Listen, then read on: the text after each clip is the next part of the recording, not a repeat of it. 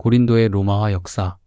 첫째, 기원전 146년 아카야 동맹군과 로마군과의 대접전이 있었다. 아카야 동맹군의 패배로 고린도 건물들이 파괴되고 남자들은 몰살되고 여인들과 아이들이 노예로 팔려갔고 고린도는 붕괴되었다. 둘째, 기원전 44년 로마의 줄리어스 시저가 퇴역 후 군인들을 이주시킬 로마의 아가야 지방의 식민도시로 고린도를 재건했다. 셋째, 기원전 27년 아가야 전 지역을 다스릴 행정부가 고린도에 설치되었다. 넷째, 기원 후 44년 원로원 직할 구역의 행정수도가 되어 총독이 주둔하였다. 다섯째, 51년 7월에서 52년 6월 갈리오 총독의 재직 기간에 바울이 재판을 받았다. 사도행전 18장 2절에 기록되어 있다. 여섯째, 50년 23월이나 49년 겨울부터 51년 9월까지 바울이 고린도 교회를 세웠다. 고린도의 계층 간의 갈등. 고대 고린도에서도 다른 문화와 사회 집단들과 마찬가지로 계층 간의 갈등이 존재했다. 특히 그리스 시대와 로마 시대에 이르러서는 이러한 갈등이 더욱 심화되었다. 고린도시는 상업 중심지이자 그리스에서 가장 큰 도시 중 하나였다. 이곳에는 다양한 문화적, 경제적, 사회적 계층이 존재했다. 그러나 상위 계층 사람들은 상대적으로 더 많은 권력과 재산을 가지고 있었고 하위 계층인 사람들은 이에 비해 권력과 재산이 전무했다. 이로 인해 이들 간의 갈등이 심화되었다.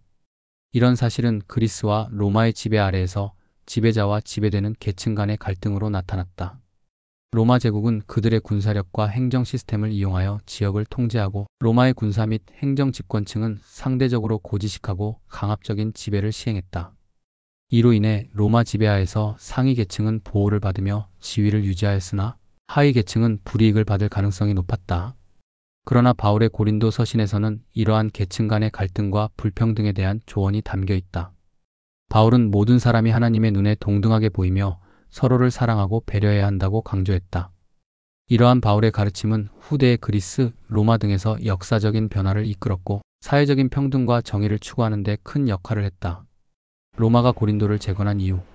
고린도는 상업을 위한 전략적 위치였으며 아크로폴리스는 천의 방어벽이 되었다. 더불어 적절한 물이 공급되었다. 고린도는 동서상업을 잇는 두 개의 만을 관장했으며 올림픽 다음으로 인기가 있었던 이스미안 경기를 주관했다. 이런 이유로 재건 후 고린도의 로마의 자유인들의 유입으로 인구 밀도가 급격히 높아졌다. 자유인들의 이주는 로마가 가진 잠재적인 문제를 해결하는 손쉬운 방법이었고 자유인들에게는 출세의 기회였다. 고린도의 사회적 환경. 고린도는 귀족 영주가 없었기 때문에 독립적 형태의 부유한 귀족이 생겼다. 하지만 이와 더불어 상류층의 물질적 풍요가 가져온 윤리적 타락과 이를 극복하고자 한 여러 종교가 나란히 꽃을 피웠다. 고린도 박물관에 있는 아스클레피우스 한쪽 벽에 성병으로 병든 몸을 치료받기 위해 신에게 바친 진흙으로 만든 수많은 인간 생식기가 놓여있다. 이는 성적 타락의 상징보다는 바울이 교회 공동체를 인체에 비유하는데 영감을 주었다. 하지만 아프로디테 신전에서 성을 파는 수천 명의 신전 매춘부에 대한 주장은 과장된 면이 있다. 아스클레페이스? 기원전 800에서 700년경부터 그리스 본토에서 아스클레피오스가 의술의 신으로 숭배되기 시작했고 기원전 6세기에는 신전을 중심으로 하는 클리닉이 세워졌다. 깨끗한 물을 마시고 목욕하는 것이 매우 중요한 치료 방법 중 하나였기 때문에 아스클레페이스의 한가운데는 맑은 물이 흐르는 분수대와 저수장이 있었다.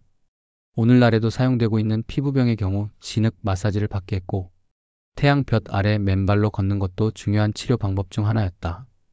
음식 요법으로 포도주나 기타 자극적인 음식을 피하거나 경우에 따라서는 금식을 하기도 했다. 증상에 따라 필요한 약재가 동원됐고 간단한 수술이 시행되기도 했다.